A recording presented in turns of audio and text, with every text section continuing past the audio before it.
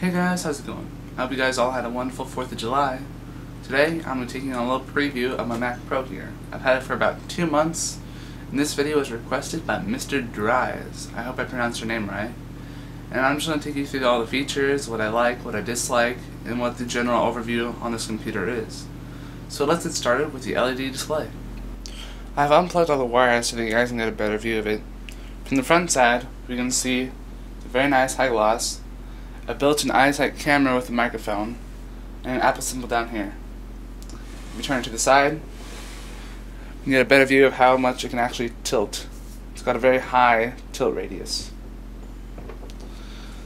Coming around to the back, we can see an Apple symbol, power cord, and then a USB out port, as well as 3 USB slots right back there for easy access. Now that we have a better chance to look at the outside of the computer itself, we can see a power cord, a switch for releasing the door to access all the innards, 2 out ports for displays, 3 USB slots, 2 FireWire ports, and we got some ports down there for telephones and for internet. Then we also have 1 large fan right there. If we turn it around to this side, we can see nothing that fancy except for a door and an Apple symbol. Turning it to the front, you have 2 disk drives, power button, a headphone jack, 2 USBs, and 2 FireWire outputs. Turning it to this side, all that we see is the Apple symbol.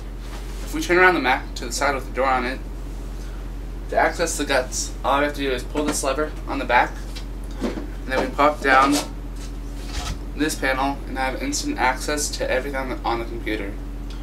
On this computer, you can upgrade everything except for the processor. So whatever processor you buy this computer with, that's what you're sticking with. However, your hard drive, your RAM, even your graphics card, you can upgrade very simple on this computer. To upgrade your hard drive, all you have to do is slide a new hard drive space into these 4 slots, and you can get up to 4 terabytes of hard drive space. When you think about that, that's 4,000 gigabytes. Then you can also slide this panel out to upgrade your RAM, to upgrade your graphics card, pretty much anything else in the computer, except for the processor. In a little test run I did, it did take about 1 minute, just slightly under 1 minute for this computer to boot up, which is pretty fast for computers. So now the Apple LED display itself is a very nice display. The cost of it was $800, and yes, you probably could get one from a third-party business for some less price, but the same quality. However, the bad thing about that is it may die sooner. But with the Apple displays, you know, they're going to last a long time.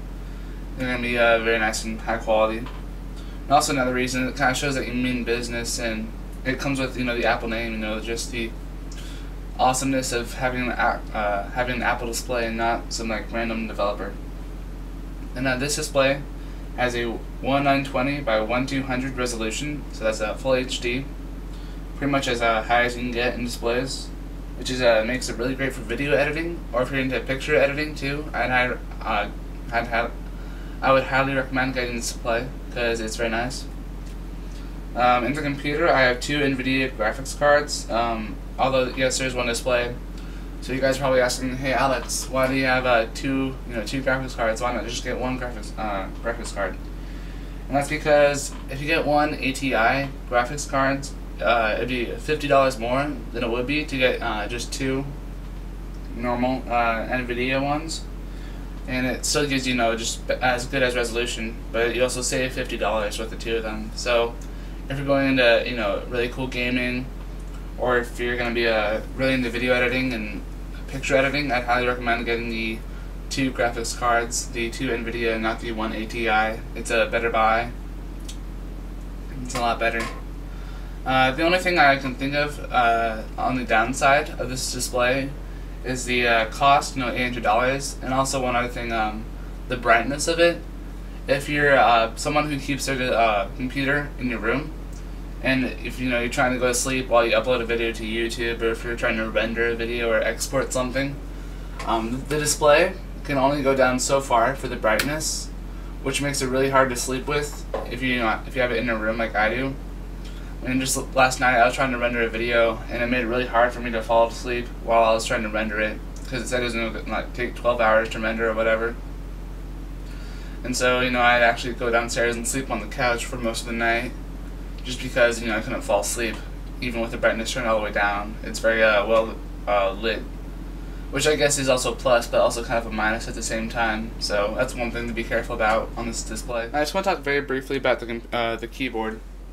The keyboard is a very nice keyboard. It is the one that came with my Mac, and it is wired, as you can see. I was going to get a wireless keyboard, but the only bad thing about the wireless keyboards is that they do not come with the numpad. So all of these keys, all the numbers over there on the right side, you can't get those on a wireless one. So I just decided to stick with a wired one. And that's the only thing that I can tell to you about the keyboard itself. Along the top here we have the brightness up and down. F3 through F6, they are all programmable. So like if you want F5 to open up your spaces and F6 to be your widgets, you can program that in just in the system settings. Right up here you got some iTunes controllers for backwards, play, pause, and also fast forward. Something that's kind of nice. Volume up and down, and also there's a mute button for the volume. And the very last button over there is to eject your disk from your disk drive, which I thought is kind of neat. Before we go to a final overview of my computer, I'd like to give you a few words of the whys. If you're seriously thinking about buying a new Mac, you definitely want to go to the Apple Store and talk to the people there. I spent a good 3 days at the Apple Store talking to people and asking questions. Also, if you want to get something that's really nice and custom, order from online. If you order a Mac online, it's a lot easier to customize your computer than if you order it through the store. Sometimes, just because it's more expensive doesn't mean it's always better. I know a lot of the popular YouTube stars use iMacs and not Mac Pros. However, if you do got the money, I'd say go with the Mac Pro. Trust me, you won't be disappointed. Just because you don't have enough money for your dream Mac right now, doesn't mean you should go off and buy the model right below it. Always save up for the model that you truly want, or else then you won't be happy in the end.